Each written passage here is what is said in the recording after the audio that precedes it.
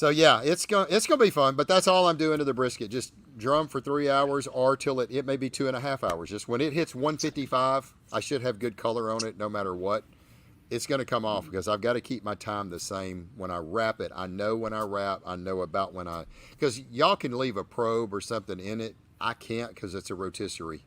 So Yeah. there's no putting probes and stuff. I just know, okay, here's You can about put my. a meter in there But and leave that gigantic hole. yeah, I'm not doing that. And some of the things I've seen with the meters, when you wrap them with tinfoil, they won't work through it. Oh, Now, really? ThermoWorks has got this new one. Man, you can put it in a Dutch oven. It doesn't matter. They haven't come out yet. And I was like, man, I'd like to get one of them. And I would only use it for like KCBS. If I did want to stick a probe in something, I could do it and say, okay, hey, it's about time.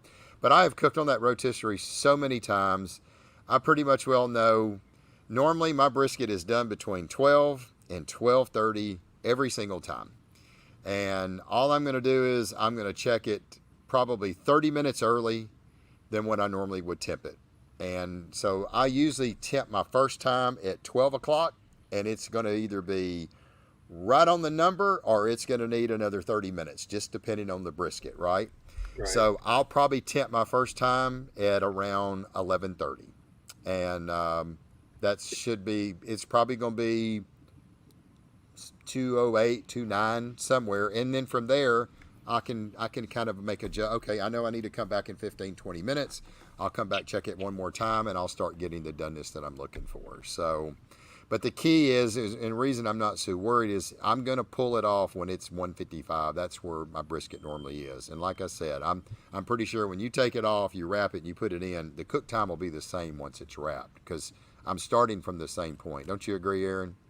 Yeah, I mean, you got a little different heat, heat source there, and it might be a little darker, but yeah, once you wrap it, you're pretty much on the money every time from there on out. As Yeah. long as you know what your heat, you may be a little bit ahead, but the one key is start a little bit early, start Yeah. hour and a half early, Yeah. just to make sure your pork is done, your brisket done. Oh Ribs and yeah. chicken, that's gonna be something totally different, but Yeah. Yeah. your big meats, to start a little bit early, and that way Yeah. I you mean, got a safe zone. I've got a hour and a half, 2 hour rest time built in it. So even if it's 30 minutes later, I could really care less. So I'm Yeah, not I too like having worried. that 2 hour rest time as well. Yeah, I like hour and a half, 2 hours. And So just remember, you're probably looking at 45 degrees. It's going to be nice and damp. yeah, Get a lot of humidity. Kind of yep, a wet area. So that little extra start time is going to definitely help you out. yeah, absolutely. So What I about mean, burnt ends? Are the people turn in burnt ends? yeah, there's some people that It's you're gonna have KCBS. KCBS. They're gonna If be it's some. good, it's good. Yeah, I'm not. I'm putting slices in it. I'm not putting burn ends in it. I've turned in burn ins both times, and Yeah, I just can't. I just sometimes I think you just shoot yourself in the foot to a extent. At the same time, if you don't, those slices, are obviously going to be the best, that you got. But like I said, you only need. A head judge told me at the Jack a couple of years ago. He said, Aaron, what I love about this is that if you put 7 slices in the box, that the table captain gets to taste it too. yeah, And so that's one thing I always made sure with a KCBS contest I went to. If I had 7 good slices, I'd put 7 slices or 7 ribs or whatever, at least 7. That way the right. table captain got to taste it. But no matter what happens, only the best needs to go in the box. Period. Yeah, So Right. yeah, don't get overwhelmed with burn ends and slices or whatever. If your slices are junk, your burn ends are good. Put a whole box of burn ends. I mean, just do whatever you think is best. right. Yeah, I'm putting. If I got 8 ribs, I'm putting 4 on bottom, 4 on top. And if I can get 8 slices in the box, I'll put 8 slices in the box. And 6 thighs, 6 wings, and obviously enough money muscles. That's all I'm cooking is money muscles. I'm not doing bacon and all that crap. So, more you put in the box, the more they can judge you. What If do they it's not, say? Kiss it, keep it simple, stupid. the more you put in a box. Lee Hickle and I had a talk about this when he did that big KCBS tour, 2 years ago. And he was just getting murdered, and pork just getting killed, getting killed, getting killed. And I was like, Lee, what do you put in the box, man? Man, I got bacon, I've got medallions, I've got, money muscle medallion, got chunks. I said, why are you putting all that in there? He's like, yeah, everybody's putting all of it in. And I said, the more you put in the box, the more they can judge you on. I said, look, I'm, you do what you want to do. I've cooked the American Royal 4 times. I've had a 7th place pork and 11th place pork. All I've ever put in the box is 2 rows of money muscles. I said, put just money muscles in it. Quit putting all that bacon. The bacon may be perfect to you and it may be horrible to a judge. And he said, you think? I said, ain't gonna hurt to try. You're getting killed. He put money muscles in a box. He got a first place pork. And he went on to finish that year the number 3 or 4 pork cooker in KCBS for the year. Nice. And that's all he did. And I said, now he's getting murdered in brisket. I said, you putting burn ends in it, ain't you? He said, yep. I said, leave the damn burn. We cook slices. That's what we are great at. Put slices in it. He started, first time he put slices in the box, first place brisket. And I think he finished 6th or 7th in brisket overall for the year. And he was sometimes as a cook, you know, you want to go big. You want to go bold. Yeah. You want to put all this in a bacon box, look as beautiful and gorgeous as ever. And sometimes the look doesn't affect the taste because the taste isn't as good as what it looked, right? But at the same time, if you put it in the box, you put 4 selections of pork in the box, the judge has to take 4 bites. 4 bites. 1 bite of each selection. Yep. So if your monies are good, if your bacon was good, but yet you put some tubes in there that were dry. Yeah. You're Boom. done. You're Scores done. down. You know, You're done. So you gave them way too many things to judge you on, even though the box looked good. You want to fill it up. Sometimes less is more. Less is more. That's what I told Lee. Less is more. Cook a perfect. You're concentrating on all these pork butts. You're trying to process the bacon. You're trying to process your chunks. You're trying to get horn meat. You're trying to do all that stuff. You don't cook that stuff all the time. These guys they eat this stuff all the time. And if somebody's got some really good stuff and yours is not, you're done. And I was like, just concentrate on cooking a perfect money muscle, the perfect bite, perfect flavor. Put it in the box. Go get your check. And he did, you know, and he did. He's like, God, I ain't believing this. I was like, it's a lot easier cooking them money muscles, ain't it?